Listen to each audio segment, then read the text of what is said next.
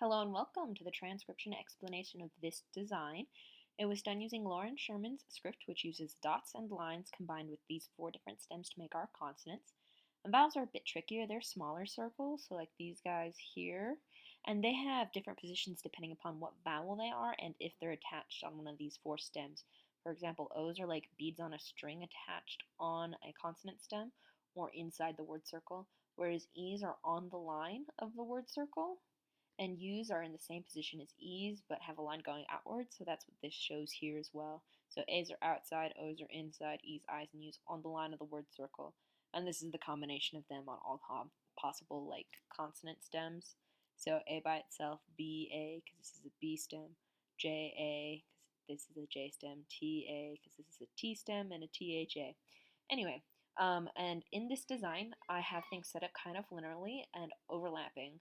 And I know I said I was going to make all the lines thin, but it got kind of uniform and meh with the overlaps being the same thickness.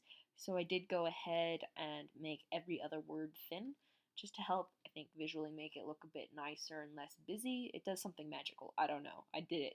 You can choose to paint it with all of them being the same thickness. Doesn't matter. Doesn't affect the translation at all whatsoever. But if it is getting a decal, then I think it would look much better like this. So, well, not a decal, a iron-on. So anyway, let's go ahead and get to it. So this is set up left to right because you read the script bottom counterclockwise. And if we imagine an infinitely large circle, like kind of following this thing, the bottom of it would be here. And if you'd read around it counterclockwise, you'd go to the right and up. So anyway, that's why it's set up like this. So here's our first word. Here's the bottom of the word circle. This is the first letter we hit. It's a deep divot with no modifier, so that's a B. And then there's that O we talked about. So B-O, and then continuing around, here's the W with 2 lines coming off of it. So bow.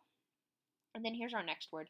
And I did overlap the words because it makes a cool effect, especially when I can get those T stems to line up with the concentric ring of the other word circle. But anyway, here's the D. It's a deep divot with 3 dots. 1, 2, 3 dots hanging out here. So that's the D, and then another O, then a W, just like this one, and then the N at the end of it, because it's a circle inside the word circle with 1 line. So D, O, W, and then N. And even though this W is inside this word, it's on this word circle. It gets kind of confusing when you have things overlapped. But because this is a word circle, right?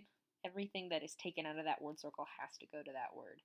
So here's the bow, down, and then here's this word. And there's no letters on it until we get here. Here's a shallow divot with no modifiers, because lines that pass through do not count. Only when they end do they count on a letter stem. So this is just a T. And then here's the O hanging out inside the word circle, like this.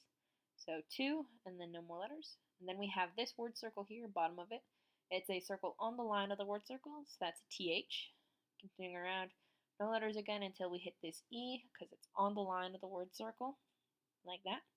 So the, and then the last word here, bottom of it's here. Here's our first letter. It's a B.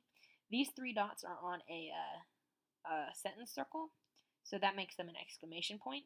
And I liked how it kind of looked and framed the design, so that's why I put the exclamation point in on here. So there's the exclamation point at the end of everything. But this is a deep divot with no modifier, so that's a B just like this. Continuing around, here's the L with 3 dots by it, and then the U, line going outwards, and then that last E. So bow down to the blue. That's that design.